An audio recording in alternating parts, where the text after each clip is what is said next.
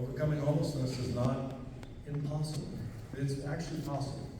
But it has everything to do with their approach, and has everything to do with us making sure they feel like they belong, and that they're connected, and that they're not worrying about the immediate stuff so they can focus on themselves. We told some pastors in a pastor summit earlier today that homelessness was a heart issue.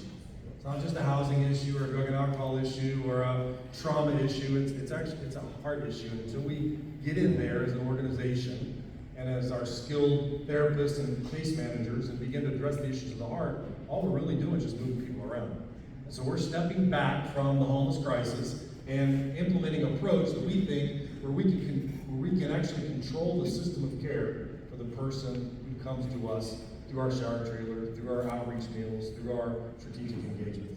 So the story we have for you today is a recent graduate. Put your hands together for Dan Dion.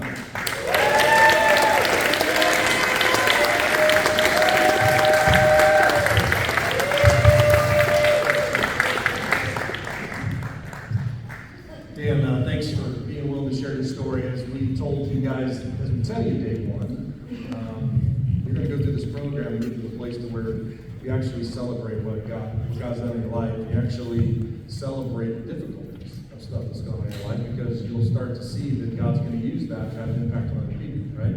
You hear that all the time with the mission. So give these guys a little background on where you're from, where you grew up, and your family life. Okay. Hi, everybody. So I grew up in a middle class, a dysfunctional family, but a very loving family. Went through my father was an alcoholic, so he was very abusive emotionally, physically, and mentally. But my mom was the strong one that kept us together. But I didn't know growing up that I had that traumatic effect on me. And do you want me to go into it? Well, I'd love for you to share the circumstances in your life before you got to the mission. Okay, so it led me to drugs. And I was totally against it because my father was an alcoholic, so I'm like, I'm not going to drink, I'm not going to use.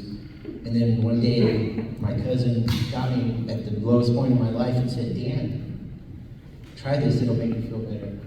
And at that one split second, I went and I did a line, and I was addicted. It took just that one line, and I was addicted for life. And went through ups and downs, and got married,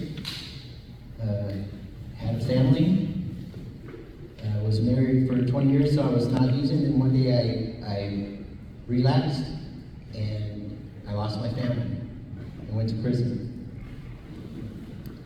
So then you got out of prison, and how did you end up in the mission? Okay, so out of prison, you usually get a shelter or something to go to when you get out of prison, but they just gave me a bus ticket and dropped me off in San Diego, and I was on the streets.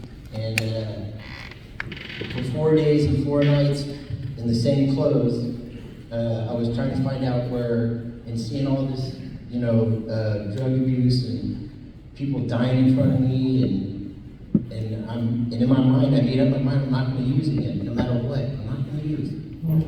But I'm trying to find a shelter, and I'm struggling, and nobody's telling me where to go, and I'm asking questions.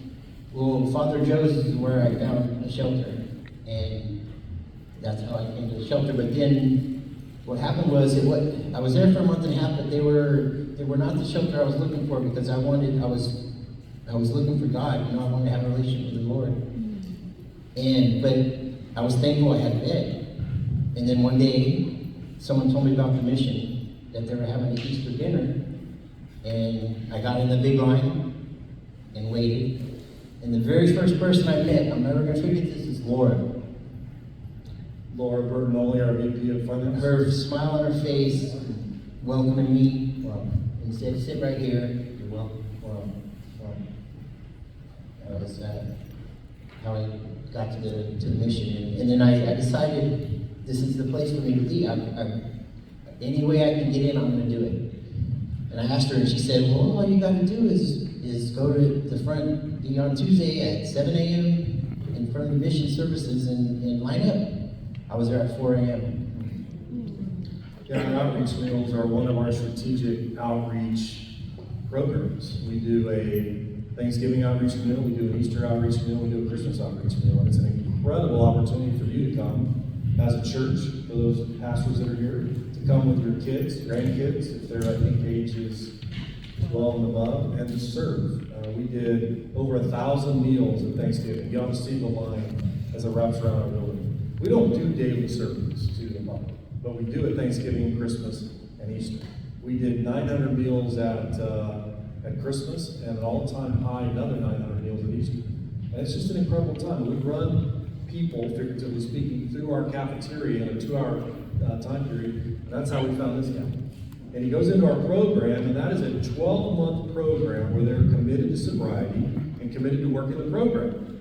Meaning they got to get up and go to class, they got to get up and they got to do their on-site job. And this guy took advantage of everything we had to offer. Went back to school and got his plumbing certificate ×3. I think he got all every year. And so I wish everybody that came into our programs was as motivated. This guy was motivated and squeezed every ounce of opportunity that he could and benefit that he could out of the Sandy Rescue Mission. So share with them your biggest takeaway. You were with us for 12 months. You just graduated in our last graduation. Some of you guys are there, so you actually heard him share. He was the speaker on behalf of all the men that day, if you remember.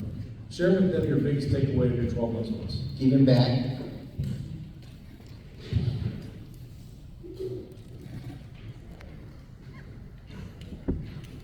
Super thankful. Yeah, it's been a long road back, isn't it? Yeah.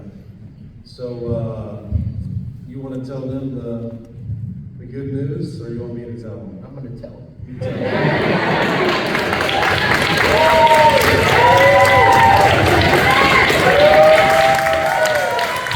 them. Buckle up, here it comes. Like I said, I'm super thankful, but the staff, everyone's awesome, you know. I did therapy at the mission. I wouldn't be where I'm at without that, and without the staff. But so one day I got a call, and Mario, who I did outreach with, the shower trailer for 8 months, said, Dan, I want you to apply for the job for the facilities manager for here. And I got hired.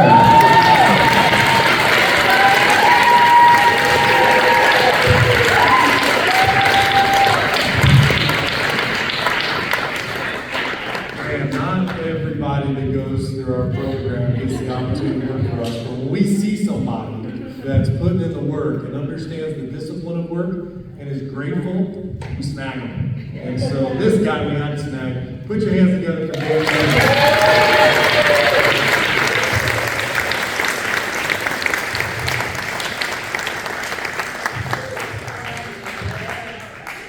Great job, Dan. Appreciate you sharing your story. And if you come down here, once we get open, because they're going through training right now, and you come down for a tour, you come down to volunteer, just know you'll probably see Dan running around here, making sure that our place looks excellent for our guests and for our volunteers. So thanks again, Dan. Great job.